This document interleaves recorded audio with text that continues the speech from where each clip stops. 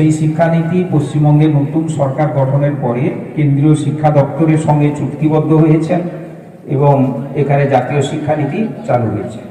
তো বিদ্যালয়ের পরিচালনা থেকে আরম্ভ করে যাবতীয় যা কিছু কর্মসূচি জাতীয় শিক্ষানীতিকে অনুসরণ করেই হবে। তো কেন্দ্রীয় নীতিতে বলা হয়েছে প্রত্যেককে বাংলা এবং ইংরেজির পাশাপাশি, কিংবা যে উড়িষ্যার ছেলে সে ওড়িয়া এবং ইংরেজির পাশাপাশি অন্য যে কোনো ভারতীয় ভাষা শিখতে পারে। এই যে 22টা স্বীকৃত ভাষা আছে তার মধ্যে যে কোনো ভাষা তাকে শিখতে হবে। তো 25টি বই লিখেছেন। তিনি ন্যায়শাস্ত্রের আচার্য। আচার্য বলতে আমরা যাকে বর্তমান ডিগ্রিতে এমএ বলি, তিনি ন্যায়শাস্ত্রে পণ্ডিত। এছাড়াও জ্যোতিষ থেকে শুরু করে স্মৃতিশাস্ত্র এবং তন্ত্রবিদ্যাতেও সুপারদর্শী।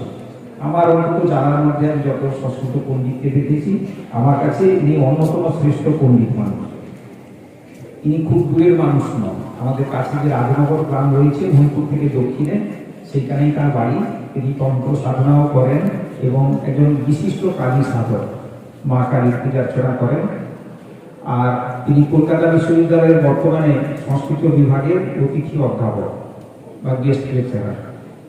তাছাড়াও পুরীতে যে জগন্নাথ বিশ্ববিদ্যালয় রয়েছে সংস্কৃত বিষয়ে, সেখানে তিনি সেমিনারে যোগদান করেন এবং ভারত সরকারের সংস্কৃত বিষয়ক যে সর্বশ্রেষ্ঠ প্রতিষ্ঠান রাষ্ট্রীয় সংস্কৃত সংস্থান, তিনি সেখান থেকেই তার এই যে ডিগ্রি উপাধিগুলো পেয়েছেন, সেখানে পড়াশোনা করেছেন এবং এই বিষয়ে অত্যন্ত পারদর্শী ও পণ্ডিত মানুষ।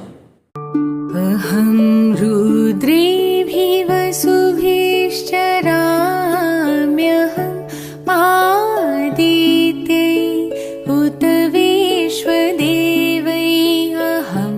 अहं मित्रावरुणो भा बिभर्म्यहम् इन्द्राग्नि अहमश्विनो भा अहं सोममाहनसं बिभर्म्यहम् त्वष्टारमुतपूषणं भगम् अहं दधामि। मानसे नमतां नित्यं सर्वशुभ्रा सरस्वती। नमस्कार करावदना उन्नवारोपसहिता श्रेष्ठ देवी महामाया धेया दक्षिण कालिका।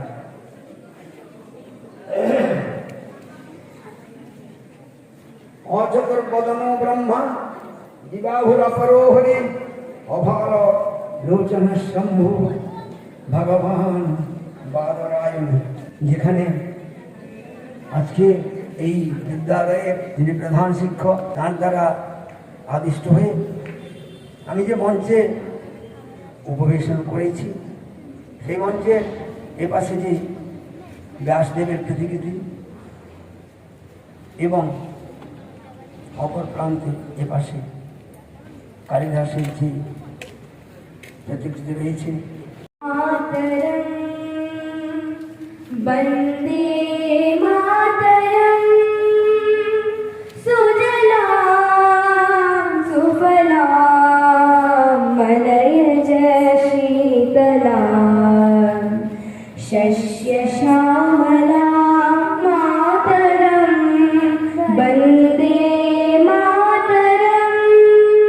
उनकी देशभक्त की भावना का भी आदर करता हूं, लेकिन मैं हिंसा का समर्थन नहीं करता। इसीलिए मैं उनकी फांसी के पक्ष में भी नहीं था। मैंने उन्हें बचाने की पूरी कोशिश की। क्यों करे आपका इतिहास आपसे ये सवाल हमेशा करेगा।